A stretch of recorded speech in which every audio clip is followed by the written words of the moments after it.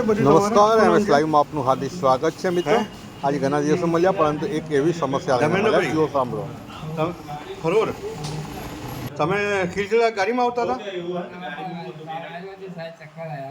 હા, પછી એ ગાડીમાંથી પડી ગયા તમે અને ગાડીવાળો મૂકીને ભાગી ગયો. દવાખાની ગાડી ખીલખીલાટ ગાડી હતી એ તમને બચાવીને આવ્યો અને ભાગી ગયો ગાડી મૂકીને.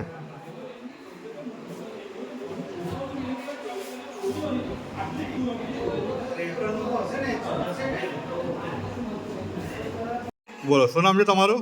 પરમાર ધર્મેન્દ્ર કુમાર મુખર્જી. અરે મારું બોલું છે. હા, કાબુલ છે. શું નામ છે તમારું? પરમાર દિનેશ કુમાર મુખર્જી. હા, કયું ગામ? ફરોડ. આ ભાઈ જે પડી ગયા છે તમારા ભાઈ છે? કુમાર મુખર્જી. પરમાર ધર્મેન્દ્ર કુમાર મફતભાઈ. કઈ રીતના શું બનાવ બન્યો આજે?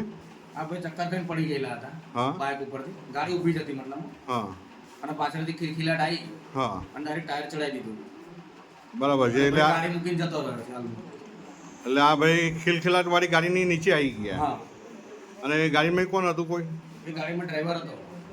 અને તમે લોકો કઈ જઈ રહ્યા હતા? અમે દવાખાનાથી ઘર જતા હતા. આ દવાખાનાથી ઘરે જઈ રહ્યા હતા? દવાખાનાથી નહીં, ચૌધરી થઈ ગયા આપણે. બરાબર. એટલે ગોમા બસ સ્ટેન્ડ પર આ બનાવ બન્યો? ના, મસ્તક તો અહીં બન્યો આપણે કેકેન સામે. ઓકે. શું નામ છે તમારું? બોલો. રેફરલ હોસ્પિટલમાં તમારો હોદ્દો શું છે? હે? તમારી સરકારી ગાડીથી આજે પેશન્ટ ગવાયો છે અને તમે ગાડી આપવા ના પાડો છો. તમે શું કહેવા માગો છો?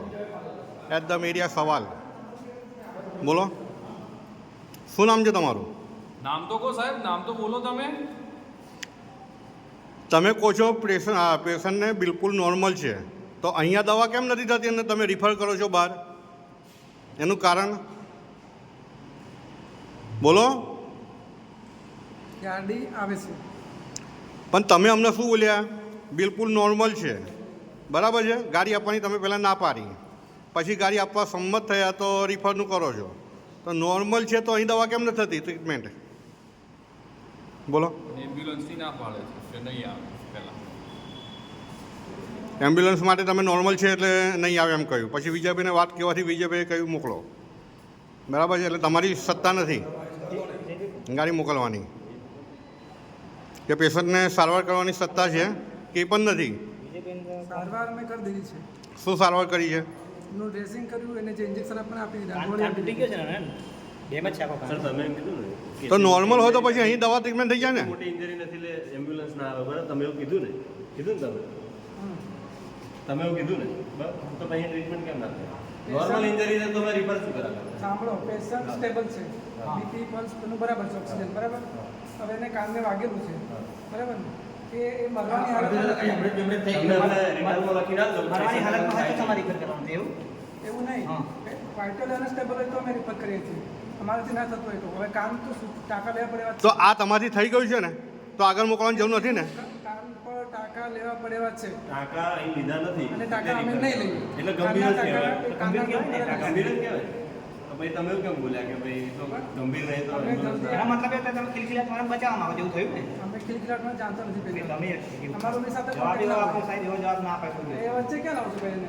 તમે કહો છો કે નોર્મલ છે, પછી રિફર કરવાની વાત કરો છો. અને એમ્બ્યુલન્સ ના મિત્રો, ગોંબા મેઇન બજારમાં બાઇક સવાર વ્યક્તિને આ ગાડી ખિલખિલાટ દ્વારા ઠોકવામાં આવે છે. ડ્રાઈવર રેફરલ હોસ્પિટલમાં ગાડી મૂકીને ભાગી જાય છે. મોબાઈલ સ્વિચ ઓફ કરી દે છે. કોઈ અતો પતો નથી.